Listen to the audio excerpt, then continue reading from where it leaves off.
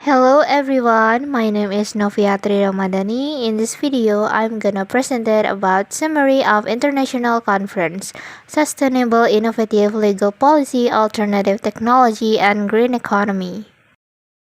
The first speaker who spoken is Dr. Arisrodadi Romalosa from Central Philippine University, speaking about alternative technologies and green economy, CPU contribution towards sustained Philippine agricultural mechanization. First, she explained Central Philippine University, the location, the history, the number of students, and others. Continue with a green economy that was an alternative vision for growth and development also can generate economic development in ways consistent. Sustainable technology change because of incremental innovation such as increased material production, energy efficiency and resources utilization in existing production process are key elements for the transition to a green economy. In the Philippines, it has 110 million people in a low middle income country and is classified at a low level of mechanization so that it produces abundant biomass material. The United Nations of Food and Agriculture Organization mentions that sustainable agricultural mechanization would cover all levels of farming and processing technology and take into account technological, economic, social, environmental, and cultural aspects towards a sustainable food and agribusiness sector.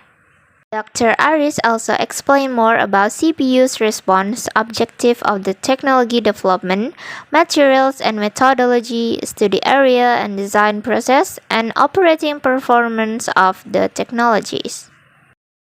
Second speaker who spoken is Mr. Eka Nugraha Putra speaking about pursuing environmental justice. He started with showing two pictures of the issue environmental problems that happened recently 1 month ago. He explained what exactly happened in that picture very clearly, why they dumping the milk and throw tomato soup to the painting. This is a dilemma for international justice. They are acting like that because based on the threat to reclaiming the pre-existing generation.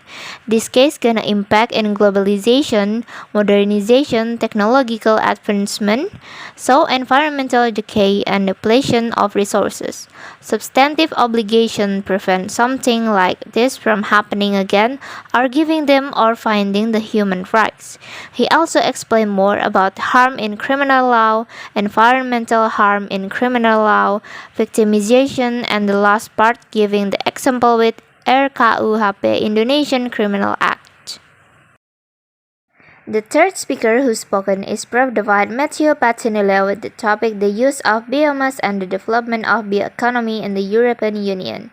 He started with explaining the definition of bioeconomy, the knowledge-based production and utilization of biological resources, innovative biological process and principles to sustainably provide goods and services across all economic sectors, and definition of circular economy is one that is restorative and regenerative by design and which aims to keep products, components, and materials at their highest utility and value at all times, distinguishing between technical and biological cycles.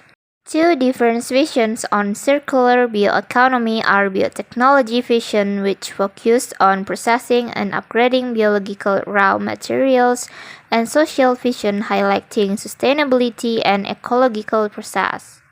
The most ambitious, simple, and well-defined intersectoral target by the decarbonization of the EU economy is 55% GHG emissions below 1990 levels by 2030, 7 years and 2 months ahead, and net zero GHG emission in 2050.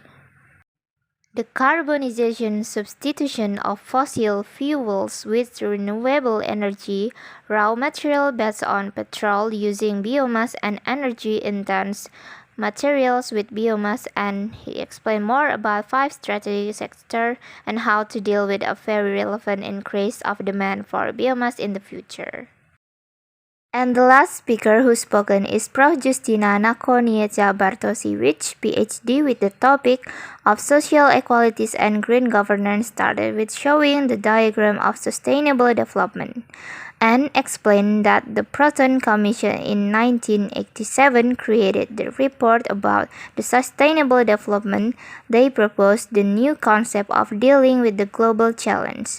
They proposed a new type of development that was some kind of innovatory in terms of typical classical perception of the economic growth, and the important why the concept was developed. The three area, which is economy, environment, and equity, have to go hand in hand together and to be combined just to create the situation that go on the path of sustainability. Social equality is a state of affairs in which all individuals within a specific society have equality rights, liberties, and status, possible including civil rights, freedom of express autonomy, and equal access to certain public goods and social services. Green governance is environmental governance, includes policies, rules, and norms that govern human behavior, and it also addresses who makes decisions, how decisions are made and carried out, the scientific information needed for decisions making. Referring to green governance, the two standards of SE might be the most relevant for analysis is SE as equal opportunity and SE equal condition. That's all about my presentation, and thank you for listening.